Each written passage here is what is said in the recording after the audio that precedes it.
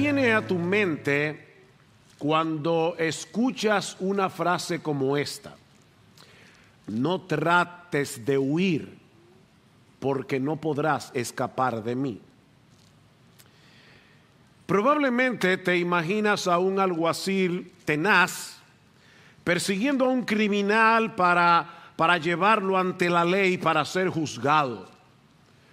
Puede que venga a tu mente la famosa novela de Víctor Hugo, Los Miserables, donde Jean Valjean es perseguido por el inspector Javert, que está obsesionado con atrapar a Valjean. Ahora, ¿qué tal si esta frase se la dice Dios a su pueblo porque en su amor eterno y sobreabundante Él está decidido a hacernos bien, y sabiendo que todos nosotros en ocasiones tratamos de alejarnos por causa de nuestros pecados remanentes o porque en medio de nuestra lucha con la tentación olvidamos la gracia del Evangelio, entonces Él nos dice: hijo mío, con amor eterno te he amado y te he escogido para hacerte mío y para bendecirte con toda bendición espiritual en los lugares celestiales en Cristo. No trates de huir de mí. Ven, es otro tono. No trates de huir de mí porque no podrás escapar. Te amo lo suficiente como para no dejar que cometas la locura de alejarte de mí. Yo supongo que eso era lo que el salmista tenía en mente cuando escribió el Salmo 139. Yo les pido por favor que vayamos de nuevo al Salmo 139, que estudiaremos esta mañana, concentrándonos en particular en los versículos 7 al 12, al considerar el atributo de la omnipresencia de Dios. Y yo les pido que leamos otra vez los versículos 1 al 12 y luego los versículos 17 al 18. Y noten, hermanos, cuán intensamente personal es este salmo. Oh Señor, tú me has escudriñado y conocido. Tú conoces mi sentarme y mi levantarme. Desde lejos comprendes mis pensamientos. Tú escudriñas mi senda y mi descanso y conoces bien todos mis caminos. Aún antes de que haya palabra en mi boca, he aquí, oh Señor, tú ya la sabes toda. Por detrás y por delante me has cercado y tu mano pusiste sobre mí. Tal conocimiento es demasiado maravilloso para mí. Es muy elevado, no lo puedo alcanzar. Y aquí está nuestro texto de hoy. ¿A dónde me iré de tu espíritu? ¿O a dónde huiré de tu presencia? Si subo a los cielos, he aquí, allí estás tú. Si en el Seol preparo mi lecho, allí estás tú. Si tomo las alas del alba y si habito en lo más remoto del mar, aún allí me guiará tu mano y me asirá tu diestra. Si digo ciertamente las tinieblas me envolverán y la luz en torno mío será noche, no, ni aun las tinieblas son oscuras para ti, y la noche brilla como el día. Las tinieblas y la luz son iguales para ti. Versículo 17, cuán preciosos también son para mí, oh Dios, tus pensamientos, cuán inmensa es la suma de ellos, y si los contara serían más que la arena. Al despertar aún estoy contigo. Uno de los rasgos más sobresalientes de este salmo es la forma como el salmista aborda los atributos de Dios. No como una doctrina interesante sobre la que vale la pena disertar. No es un asunto intensamente personal y eminentemente práctico. De hecho, mis hermanos, este salmo era un himno para ser cantado en el Antiguo Testamento. Noten el título del Salmo 139, para el director del coro, Salmo de David. Este era un himno. Sin embargo, al mismo tiempo, como los himnos que se cantaban en el Antiguo Testamento, es un tratado de teología aplicada. Lo que este hombre conocía de Dios tenía un impacto profundo, un impacto determinante en su vida cotidiana.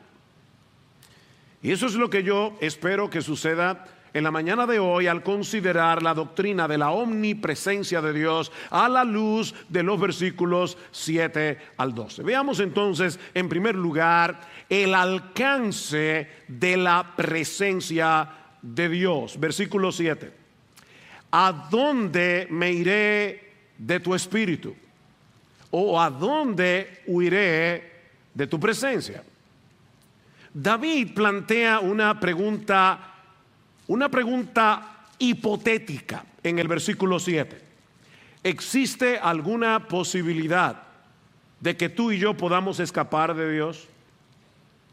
¿Hay algún lugar en todo el universo creado en el que podamos escondernos de Él? Y obviamente la respuesta es un rotundo no, porque no existe ningún espacio en todo el universo en el que Dios no esté, y más allá del universo. Él no puede ser confinado, Él no puede ser limitado a ningún lugar, porque Él es inmenso. Los ingenieros que están aquí saben muy bien lo que significa la palabra mensura. Él es inmenso porque no puede ser medido. Él es inmedible. Cuando Salomón dedicó el templo de Jerusalén, él estaba consciente de que era iluso pensar que esa casa, por grande, majestuosa que fuera, pudiera contener a Dios. Primera de Reyes 8:27, pero morará verdaderamente Dios sobre la tierra. He aquí que los cielos y los cielos de los cielos no te pueden contener, cuanto menos esta casa que yo he edificado.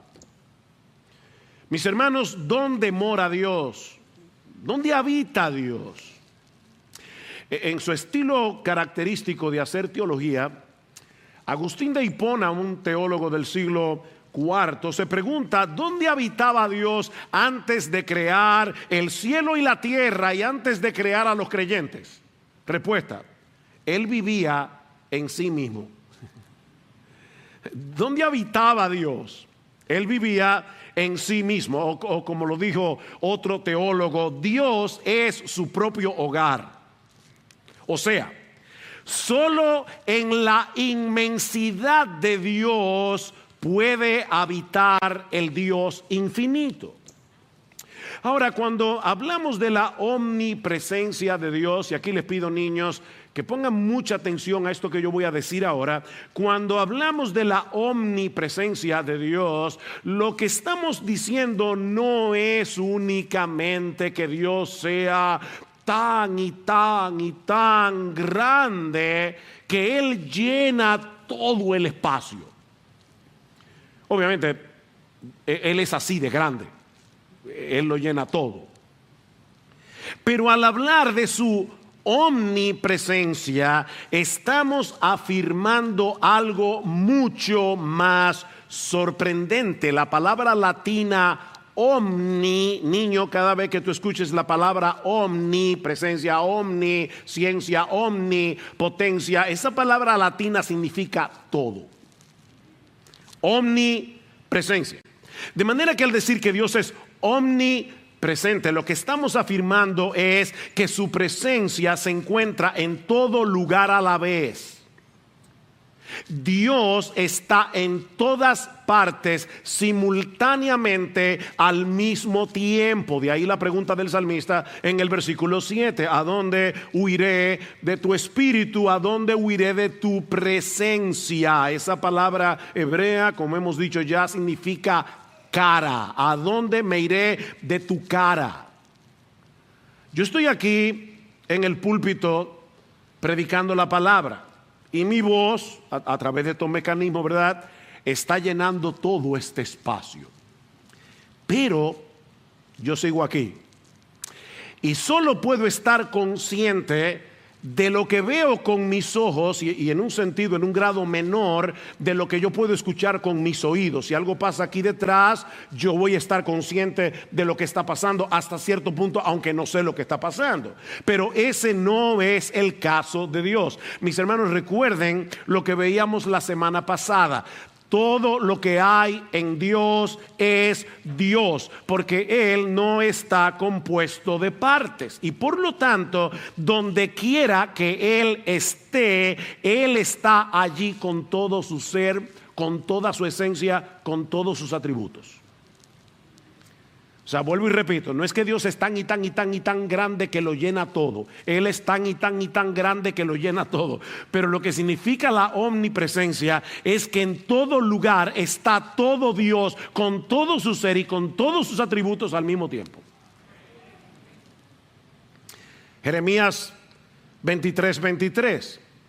¿Soy yo un Dios de cerca, declara el Señor, y no un Dios de lejos? ¿Podrá alguno esconderse en escondites de modo que yo no lo vea, declara el Señor? ¿No lleno yo los cielos y la tierra, declara el Señor? Ustedes recuerdan lo que hicieron Adán y Eva cuando pecaron contra Dios y oyeron su voz en el huerto. Dice la Escritura que trataron de esconderse de Dios. Génesis capítulo 3, versículo 8. Pero eso es tan absurdo como lo que, bueno, yo no sé tú, pero lo que muchos de nosotros tal vez hacíamos cuando éramos niños y estábamos acostados y sentíamos miedo y entonces nos cubríamos con la sábana.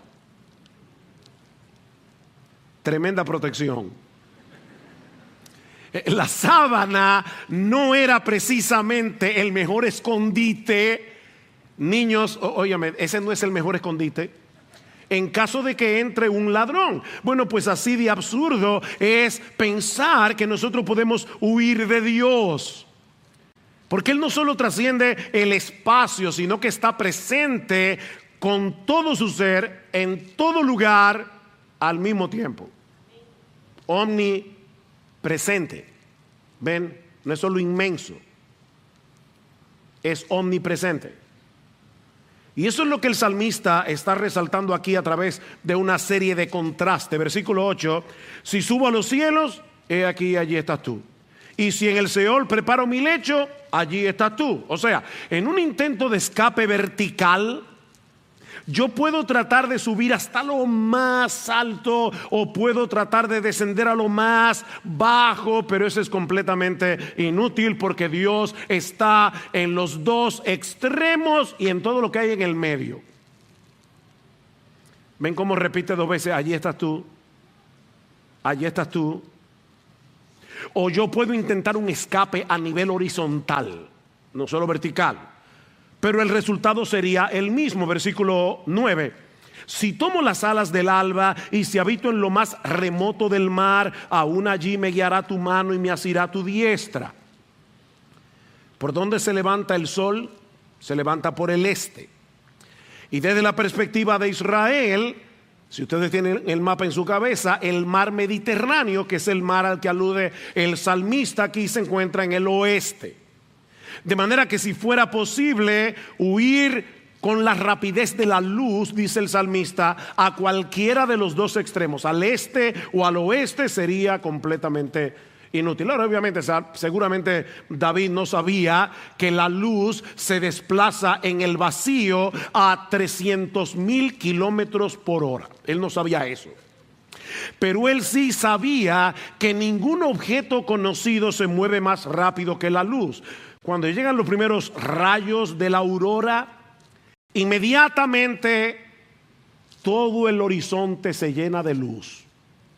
Desde un extremo hasta el otro, con una velocidad asombrosa. Bueno, mis hermanos, David está diciendo, si aún fuera posible subirse en uno de esos rayos de luz y tratar de huir lo más lejos posible en el horizonte, ni aún así podría salir del alcance de la mano de Dios. Y esa fue la lección que Jonás aprendió a la mala cuando quiso evadir la encomienda de ir a predicar a Nínive y se embarcó para dirigirse ¿a dónde? Al extremo opuesto, a Tarsis, probablemente a las costas de España. Pero allí, en ese barco, en medio del Mediterráneo, Jonás se encontró cara a cara con el Dios omnipresente. Pero el salmista quiere agotar todas las posibilidades. Así que se pregunta si acaso podríamos ocultarnos de Dios bajo el manto de la oscuridad y de la noche. Versículo 11.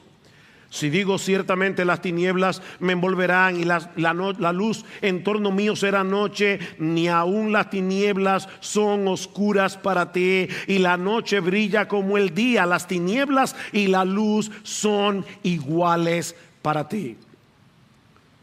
Todo intento de escapar es inútil, porque Él no solo trasciende el espacio, Él también trasciende la luz y las tinieblas.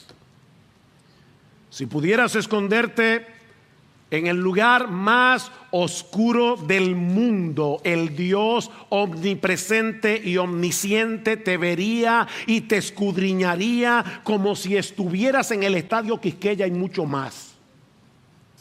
En el lugar más iluminado del planeta. Dice el salmista en el Salmo 98, oigan esto: has puesto nuestras iniquidades delante de ti, nuestros pecados secretos a la luz de tu presencia. Nuestros pecados secretos a la luz de tu presencia. Es imposible escapar de la presencia de Dios, porque en Él vivimos, nos movemos y existimos. Le dijo Pablo a los atenienses en Hechos 17:28. Y el autor de la carta a los Hebreos dice en Hebreos 4:13 que no hay cosa creada oculta a su vista, sino que todas las cosas están al descubierto y desnudas ante los ojos de aquel a quien tenemos que dar cuenta. Como dice C.S. Lewis, podemos ignorar la presencia de Dios, pero no podemos evadirla en ninguna parte, porque el mundo está lleno de Él. Y me encantó esta última línea: Él anda por todas partes de incógnito. Tú no lo ves, pero Él está ahí. Él anda por todas partes de incógnito. Ahora, si somos creyentes, mis hermanos, ese intento de escapar es innecesario, porque ese Dios omnisciente, omnipresente, nos ha lavado de todos nuestros pecados, nos ha cubierto con la sangre de su Hijo, y ahora es nuestro Padre por causa de nuestra unión con Cristo. Todos los que hemos sido perdonados y reconciliados en Él no tenemos motivos para vivir aterrorizados, sin temor reverente, pero no para vivir aterrorizados por el hecho de vivir en la presencia de Dios. Pensemos por un momento en una pareja de esposos. Y claro, hermanos, siempre recuerden que cuando traemos una ilustración, ninguna cosa ilustrada ilustra perfectamente la cosa misma, ¿verdad? Pero aquí tenemos a una pareja que se aman entre sí. Y seguramente porque se aman, ellos quieren pasar tiempo juntos. No me imagino a un esposo, ¿verdad?, que ama profundamente y genuinamente a su esposa, pensando: qué fastidio con esta mujer. Quiere estar pegada de mí todo el tiempo, y cuando la tengo a mi lado, entonces no puedo libremente mirar a otras mujeres. ¿Qué problema? ¿Se imaginan eso? Bueno, así de absurdo sería si alguien que profesa conocer al Dios lleno de gracia, lleno de bondad, que en Cristo ha venido a ser nuestro Padre, y aún así quiere mantenerlo lejos o a una distancia prudente para pecar tranquilo. Para el creyente no existe un privilegio más grande ni un consuelo más profundo que el hecho de saber que estamos en la presencia de Dios. Estemos donde estemos, la mano de Dios nos guía, la mano de Dios nos sostiene, como dice David en el Salmo 139. Y en el Salmo 16, David dice que en la presencia de Dios hay plenitud de gozo, delicias a su diestra para siempre. Es el incrédulo el que sí tiene razones de sobra para vivir aterrado ante la presencia de Dios. Porque si bien es cierto que Dios está completamente presente en todo lugar, con todos sus atributos, eso no significa que su presencia se manifieste de la misma manera en todo lugar y circunstancia. Lo que nos lleva a nuestro segundo encabezado. Ya vimos el alcance de la presencia de Dios. Veamos ahora en segundo lugar las manifestaciones de la presencia de Dios. Las manifestaciones diversas de la presencia de Dios. Todo Dios está en todo lugar, pero obrando de diversas maneras. Y yo puedo poner una ilustración aquí. Vamos a suponer que nosotros tenemos un padre humano trabajando desde su casa en su computadora. Pero al mismo tiempo la esposa salió y le pidió que vigilara al bebé. Así que él está trabajando en la computadora y al mismo tiempo velando por su bebé de 1 año que está durmiendo en la cuna, y al mismo tiempo pendiente del teléfono porque en cualquier momento su esposa lo va a llamar para decirle que ya terminó su diligencia y que la vaya a buscar. Fíjense, este papá como empleado está presente en ese lugar trabajando. Como padre está presente cuidando a su bebé. Y como esposo está presente pendiente de su esposa. Pero es un solo hombre. Bueno, eso es un ejemplo humano, ¿verdad? En un sentido infinito, Dios está presente en todo lugar, pero haciendo un montón de cosas a la vez, y algunas de ellas muy diferentes entre sí. Es por eso que el teólogo Wayne Grudem nos dice que si bien es cierto que Dios está presente en todo punto en el espacio con todo su ser, sin embargo Dios actúa en formas diferentes en diferentes lugares. En ese sentido podríamos decir, sintetizando esto al máximo, que la presencia de Dios se manifiesta de 3 maneras: sustentando su creación, juzgando y castigando a los impíos y bendiciendo a los suyos con toda bendición espiritual. Dios está haciendo eso, todo eso al mismo tiempo, en todo lugar. Primero, Dios está presente en todo lugar, en todo el espacio que te puedas imaginar, sustentando su creación. Todas las cosas creadas se mantienen existiendo y funcionando porque Dios está allí. No son las leyes de la naturaleza, ese es el nombre que los hombres le ponen para tratar de explicar lo que está haciendo Dios, pero es Dios el que está sosteniendo cada estrella, es Dios el que está sosteniendo cada planeta, es Dios el que está sosteniendo toda su creación al mismo tiempo. Y lo hace de una manera impresionante. Yo no sé si alguna vez tú has pensado en el hecho de que este planeta gira alrededor del Sol y sobre su propio eje a una velocidad impresionante. Si de repente este planeta da un frenazo, tú y yo caeríamos en Plutón. Pero eso no va a pasar. Eso no va a pasar porque Dios está cuidando su creación. Dicen Colosenses 1:17 que es por medio de Cristo que todas las cosas se mantienen cohesionadas, literalmente, o formando un todo coherente. Y el autor de la carta a los Hebreos dice que Él es quien sustenta todas las cosas con su palabra poderosa. Hebreos 1:13.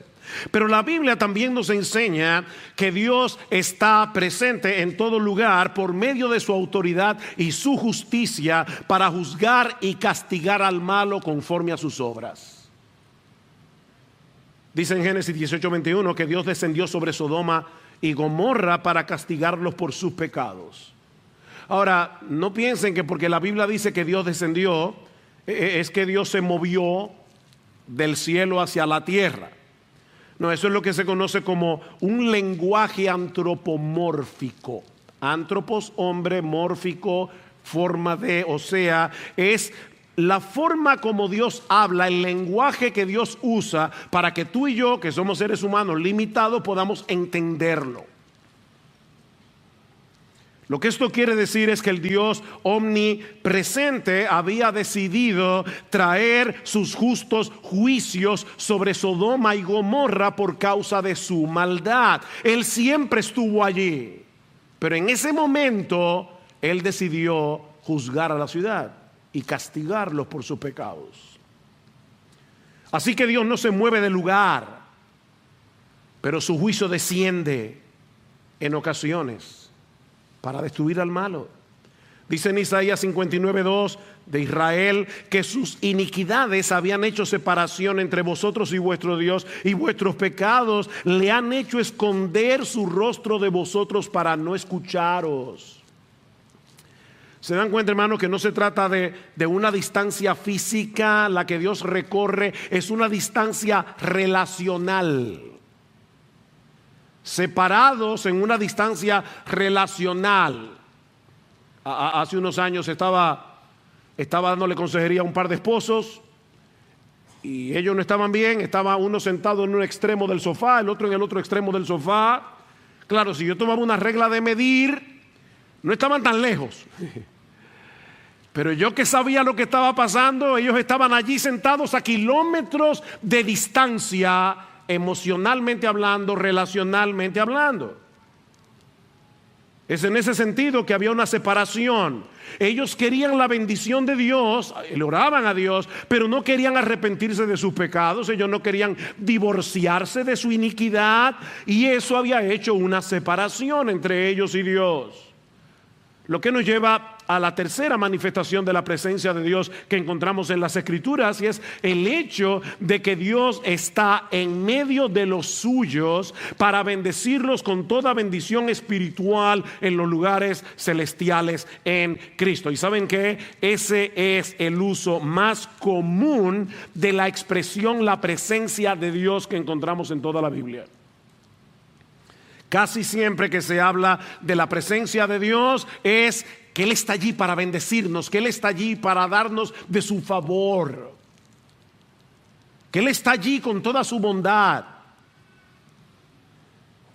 Comparando la condición de los efesios antes de su conversión, Pablo les recuerda en Efesios 2:12 que cuando no eran creyentes ellos estaban separados de Cristo. ¿Qué significa eso?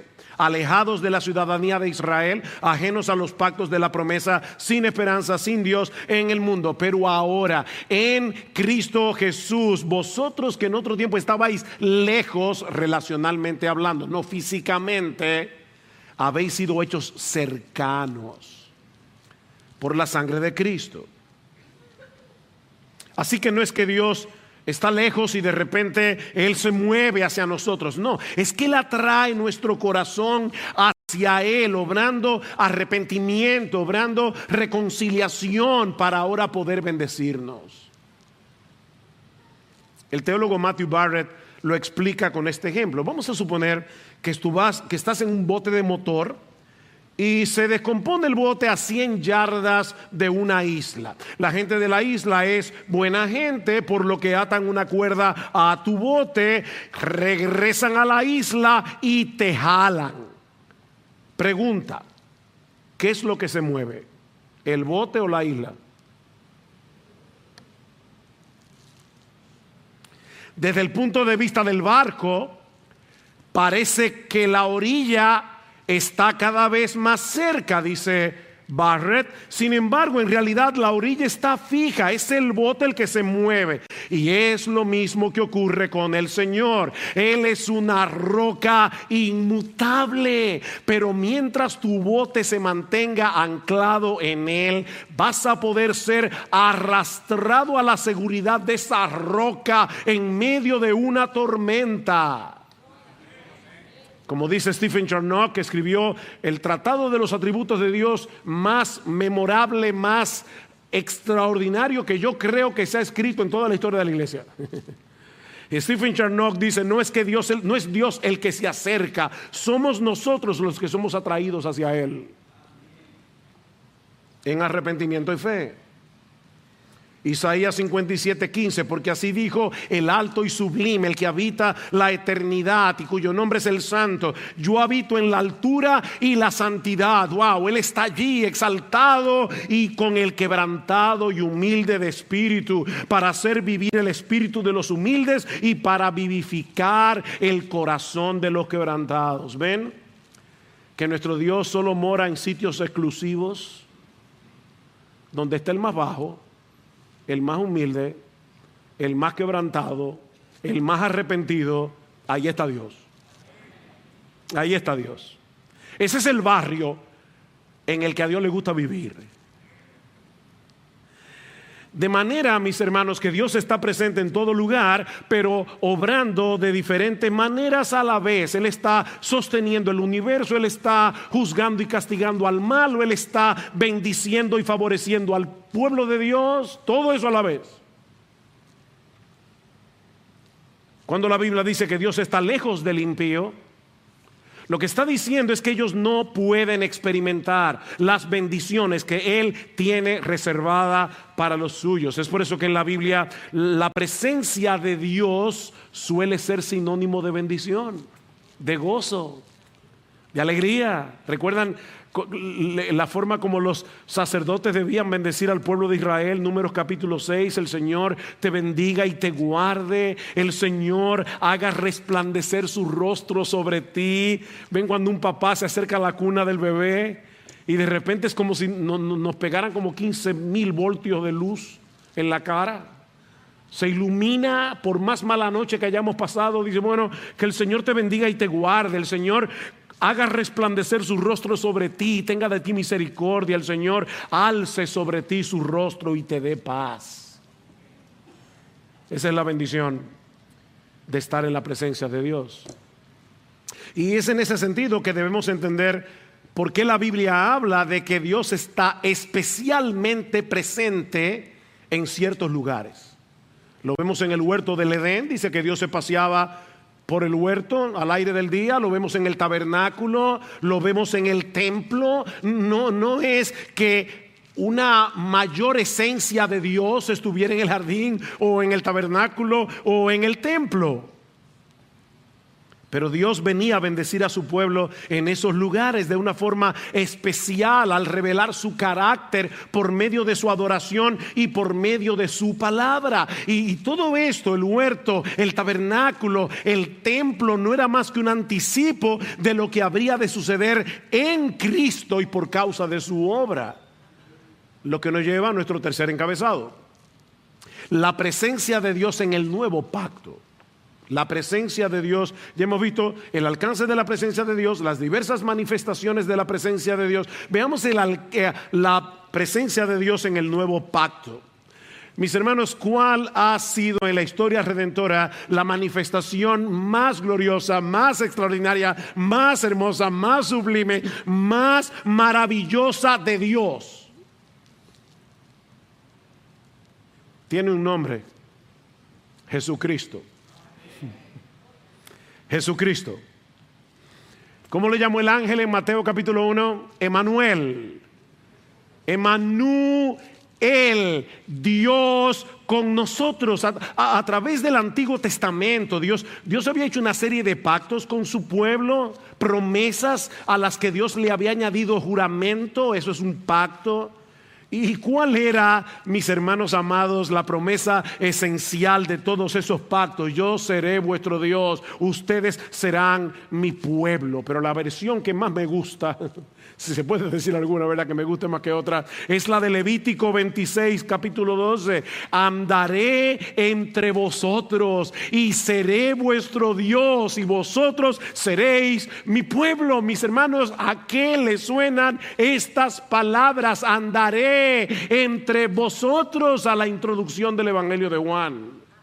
En el principio era el Verbo, y el Verbo era con Dios, y el Verbo era Dios. Versículo 14: y aquel Verbo fue hecho carne y habitó entre nosotros. Literalmente puso su tabernáculo de carne entre nosotros, y vimos su gloria, gloria como del unigénito del Padre, lleno de gracia y de verdad. Lo que Mateo y Juan quieren hacernos ver es que en Cristo se cumplen plenamente todas esas promesas de los pactos del Antiguo Testamento, porque en Él habita corporalmente toda la plenitud de la deidad. Colosenses 2:9. Todo Dios en Cristo. La segunda persona de la Trinidad, Dios el Hijo, se hizo hombre para morir por nosotros en una cruz y reconciliarnos con Dios, de manera que ahora tú y yo pudiéramos disfrutar la bendición de su presencia en nuestras vidas. Pero eso no termina ahí. Cristo ascendió a los cielos después de su muerte y de su resurrección. ¿Nos dejó solos? Yo nos dejaré huérfanos. Yo vendré a vosotros por medio de mi Espíritu. Cristo envió su Espíritu para hacer de nosotros templos del Dios viviente. ¿Recuerdan cómo comienza Juan 14? No se turbe vuestro corazón. ¿Creéis en Dios? Creed también en mí. En la casa de mi Padre muchas moradas hay. Pero ¿saben qué ahora les dice Cristo más adelante? En lo que ustedes llegan a esa morada, yo voy a traer mi morada a ustedes por medio de mi Espíritu.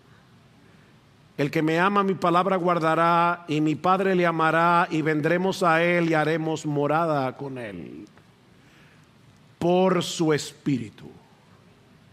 Nosotros somos el templo de Dios.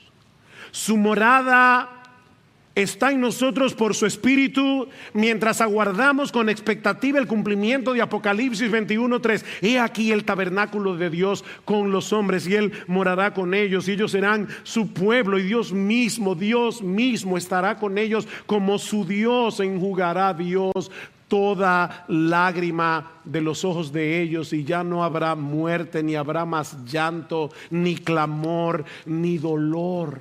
¿Se imaginan eso, hermanos? Porque las primeras cosas pasaron. ¿Y saben por qué no habrá más llanto, ni más dolor, ni más lágrimas, ni más tristeza? Porque Dios está allí presente.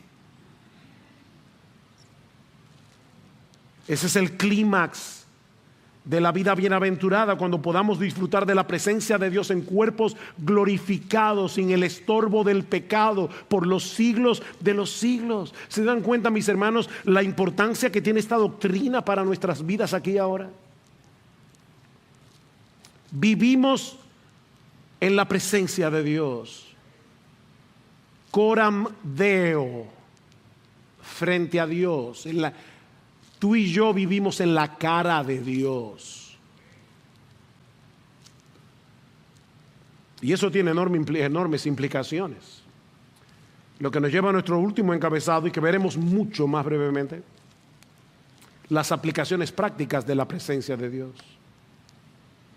En primer lugar, mis hermanos, esta doctrina es fundamental para nuestra lucha contra el pecado y para nuestro crecimiento en santidad. Recordar que tú y yo vivimos en la presencia de un Dios 3 veces santo será un poderoso incentivo para decirle que no al pecado, para decirle que no a las tentaciones. Todo lo que hacemos, no solo lo hacemos en la cara de Dios, sino teniendo a Dios morando en nuestro corazón si somos cristianos. ¿O ignoráis que vuestro cuerpo es templo del Espíritu Santo? 1 Corintios 6:19. El cual está en vosotros, el cual tenéis de Dios, y que no sois vuestros, porque habéis sido comprados por precio. Glorificad pues a Dios en vuestro cuerpo y en vuestro espíritu, porque ambos son de Dios. En segundo lugar, esta doctrina es un gran consuelo en medio del dolor. Un gran consuelo, hermanos, la mano de Dios. La mano de Dios está sobre nosotros en todo momento y circunstancia, pero de manera particular en medio del sufrimiento.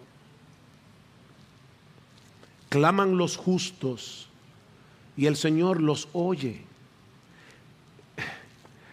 Óyeme, tus suspiros no le son ocultos a Dios. Yo no sé a ti, pero hay momentos, ha habido momentos en mi vida en que yo estoy tan afligido que yo no puedo articular palabra. Y más de una vez me he visto a mí mismo diciéndole a Dios: Señor, no puedo orar. Yo no sé qué decir. Pero yo solamente sé una cosa: tú interpretas perfectamente cada una de mis lágrimas. Y eso me consuela. Claman los justos y el Señor los oye y los libra de todas sus angustias. Y ahora escuchen: cercano está el Señor a los quebrantados de corazón y salva a los abatidos de espíritu. Su presencia está con aquellos que claman a Él en medio del dolor para venir a consolarlos y fortalecerlo. Piensa por un momento en el ejemplo de José, vendido por sus hermanos, encarcelado injustamente. Alguien ha dicho: pocos lugares podían ser más angustiantes que una prisión en Egipto, pero el Señor estaba con José. Génesis 39:21. Ahí en esa prisión el Señor estaba con José.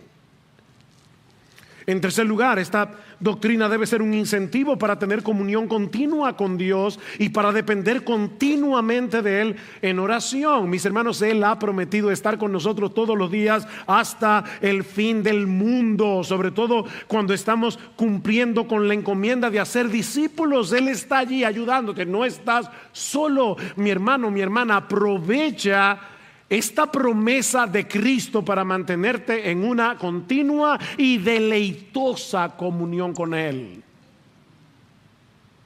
En medio de las cosas más sublimes, en medio de las cosas más cotidianas. En cuarto lugar, la omnipresencia de Dios debe ayudar a los creyentes a luchar con el temor. Todos nosotros tenemos que luchar con el temor en diferentes circunstancias. ¿Qué va a pasar si ocurre esto, si ocurre aquello? Dice alguien: donde quiera que las pruebas te encuentren, escucha su promesa. No temas, porque yo estoy contigo. No desmayes, porque yo soy tu Dios que te esfuerzo. Siempre te ayudaré, siempre te sustentaré con la diestra de mi justicia. En quinto lugar, el hecho de que Dios manifieste su presencia especial en medio de su adoración y de su palabra debería traernos con expectativa adorarle cada domingo.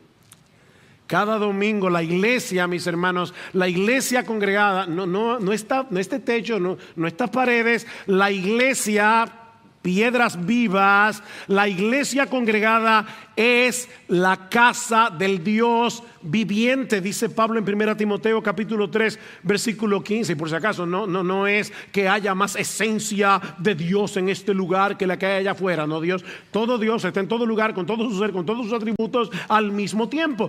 Pero Dios viene a bendecir a su pueblo por medio de su palabra cantada, por medio de su palabra predicada, cuando nos reunimos en su nombre y en su día. Me sorprende sobremanera Hebreos capítulo 2. Dice, hablando de Cristo, que Él no se avergüenza de llamarlos hermanos, diciendo: anunciaré tu nombre a mis hermanos, en medio de la congregación te cantaré himnos. Eso es Cristo hablando. ¿Tú sabías que cuando ahorita estábamos cantando, Cristo estaba aquí cantando contigo y conmigo?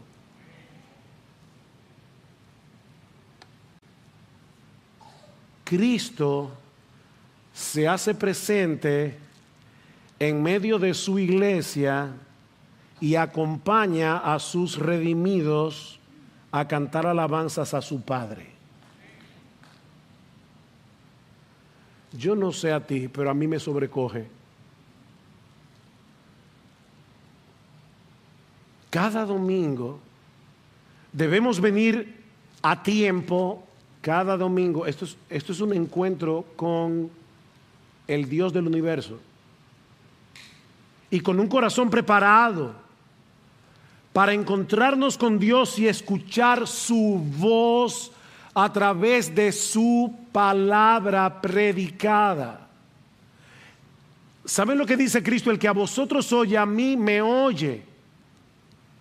Cuando la palabra de Dios es fielmente predicada, nosotros estamos escuchando la voz de Dios. Este no es el momento para mirar el celular, este no es el momento para estar pensando en las cuentas que tengo que pagar a partir de mañana, ni la diligencia que tengo pendiente. Mis hermanos amados, nosotros tenemos que pedirle al Señor en oración: por favor, Dios, hazme consciente de que yo voy a un lugar donde tu presencia descenderá como en el monte Sinaí. Aunque yo no escuche la trompeta, aunque yo no vea la tierra temblando, aunque yo no vea el humo, Dios está aquí en este lugar.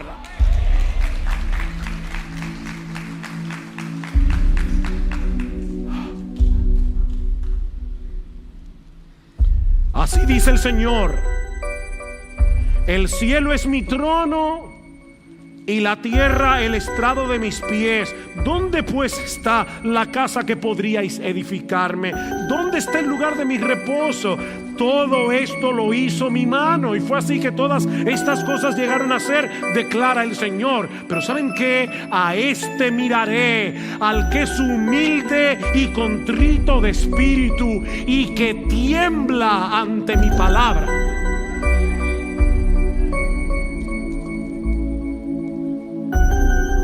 ¿Quieres disfrutar de una íntima y deleitosa comunión con Dios? Acércate con un espíritu humilde